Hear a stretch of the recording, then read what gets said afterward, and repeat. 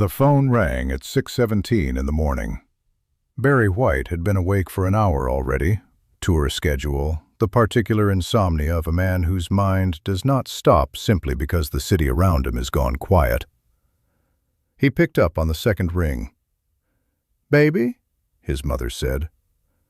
And something in the way she said it, the single word, the specific weight it carried, made Barry White sit down on the edge of the bed without knowing he was going to. His mother had not called him that in 11 years. Sadie Marie Carter was born in Galveston, Texas in 1918. She had raised Barry and his brother Daryl in the Watts neighborhood of Los Angeles through conditions that required a specific and unrelenting kind of strength, the kind that does not announce itself, that simply continues, that gets up every morning and does what needs to be done without waiting to feel ready. She was a woman of deep faith and precise opinions, and a love for her sons that expressed itself not in softness, but in standards. "You will be something," she told them, not as encouragement, as instruction. Barry White had understood this distinction early. What Sadie had not understood, what she had resisted with the particular resistance of a woman whose standards included what a man's life should look like, was the music. Not music itself. Sadie loved music. She sang in her church choir. She kept the radio on in the kitchen. She understood that music was one of the things that made the life bearable. What she did not understand was this: her son standing on a stage in front of strangers, singing about love. It was not dignified, in Sadie's accounting. It was not stable. It was not the kind of life that a woman builds when she raises a son by herself in Watts on faith and standards, and the absolute refusal to let the circumstances determine the outcome. She had told him this. Once, directly, in 1963, when Barry White was 19 years old and had decided that music was the thing he was going to do with his life. She had told him clearly, and without anger, the way Sadie did everything, that she thought he was making a mistake. Barry White had heard her, and he had gone ahead anyway. And Sadie had not gone to a single concert, not in 11 years. The year was 1974. Barry White was 30 years old. "I'm Gonna Love You Just a Little More, Baby" had been on the radio for a year. "Never, Never Gonna Give You Up" had followed it. "Can't Get Enough of Your Love, Babe" was currently on every radio station in every city in the country. Sadie had heard these songs.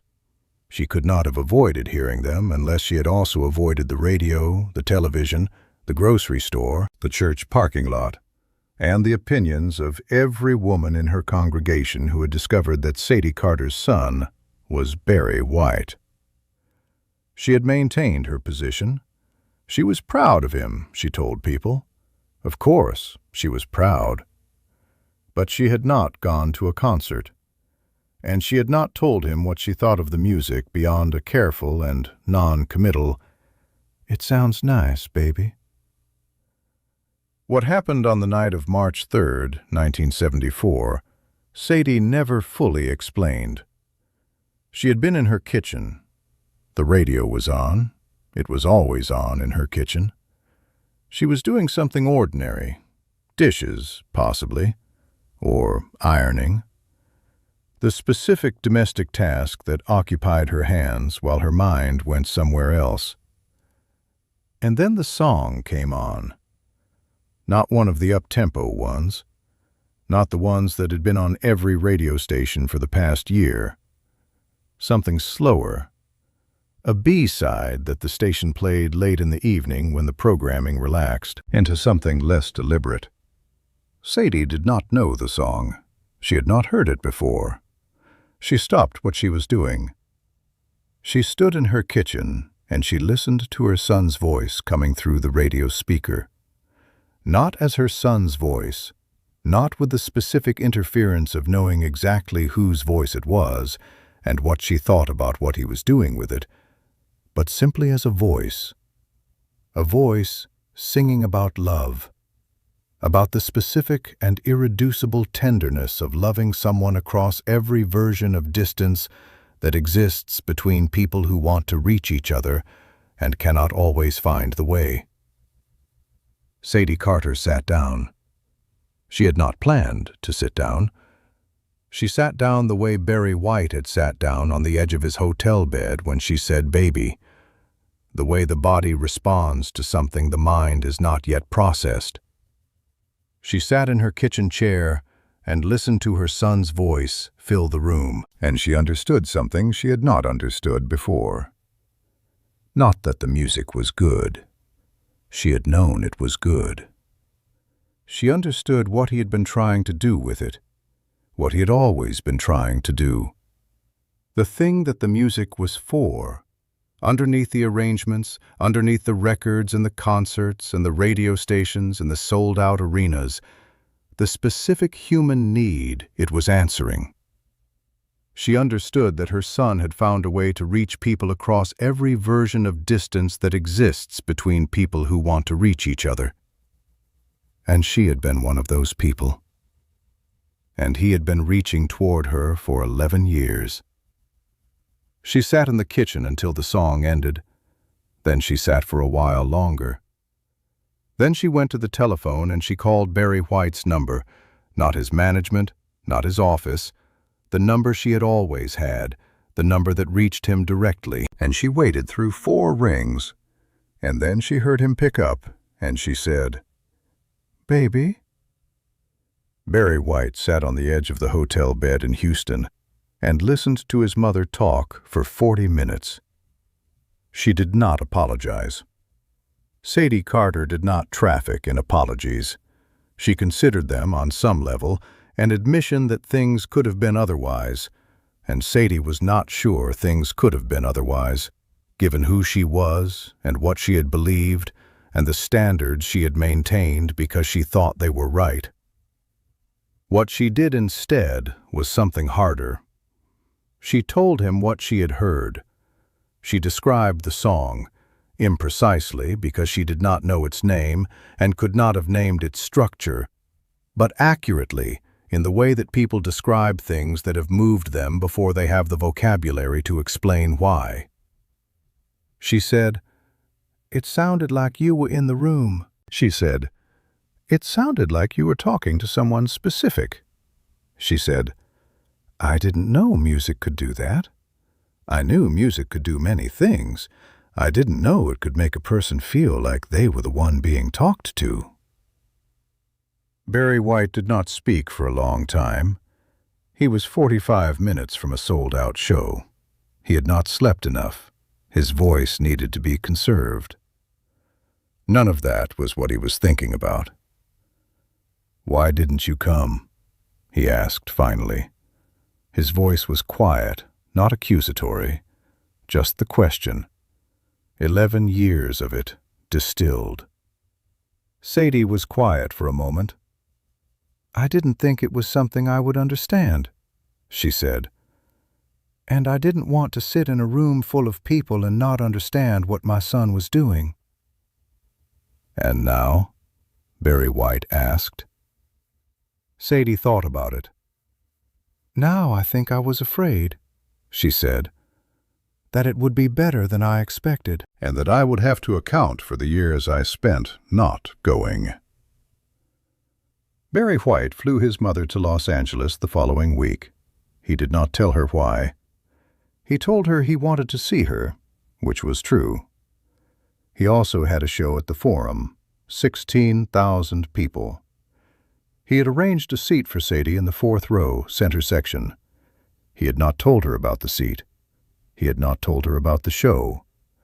He had not told Calvin or his musical director or anyone else in the operation what he was planning to do.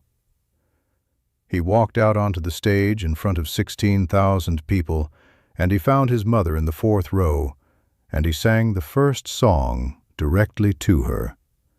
Not gesturally, not as a performance of singing to someone. He looked at her for the duration of the song. This woman in the fourth row in her good dress, with her hands folded in her lap and her chin raised the way she always held her chin when she was trying not to show what she was feeling. And he sang to her the way he had been singing toward her for 11 years, without knowing that was what he was doing. Sadie did not cry during the first song. She was Sadie Carter.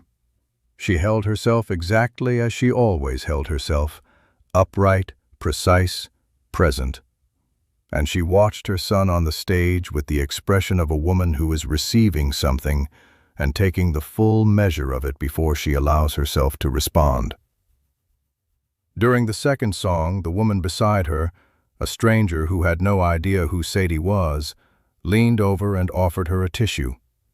Sadie accepted it, which, for Sadie Carter, was the equivalent of anyone else dissolving completely. After the show, Barry White brought his mother backstage. Calvin, who had worked with Barry for 4 years and believed he had seen everything worth seeing in a backstage environment, said later that watching Barry White introduce his mother to his musicians was the only time he had seen Barry White look like a child. Not because Barry White was diminished by it, because he was returned to something, the version of himself that existed before the records and the arenas and the voice that filled rooms without trying, the version that was just Sadie's son trying to show her something he did not have the words to explain. "You did good," Sadie told him backstage. Barry White looked at her.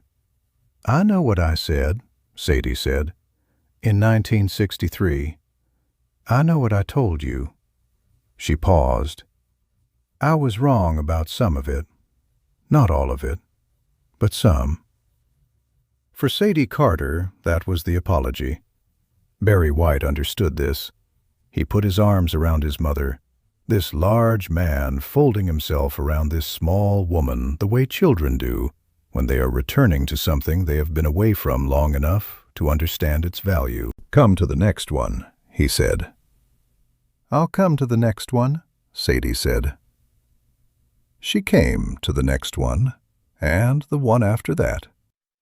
Sadie Carter attended every Barry White concert she was physically able to attend for the rest of her life. She sat in the fourth row when she could get it. She brought the women from her church choir sometimes, not telling them whose mother she was until they were already seated and it was too late to react in a way she would have found excessive. Barry White always knew she was there, not because anyone told him, because he always looked for her, the way he had always been looking for her, even before he knew that was what he was doing. Sadie Carter died in 1999. Barry White performed 4 more years after that. Those who traveled with him in those final years said that before every show, he developed a habit he had not had before. He would stand in the wings and look out at the fourth row, not because he expected to see her, because looking at the fourth row was how he remembered what the music was for, who it had always been for, even before he had known how to say it, even before she had known how to hear it. The voice that had reached millions of people across every version of distance that exists between people who want to reach each other had always been, first, reaching toward the woman in the kitchen who stood still long enough on one ordinary night in March to let it arrive.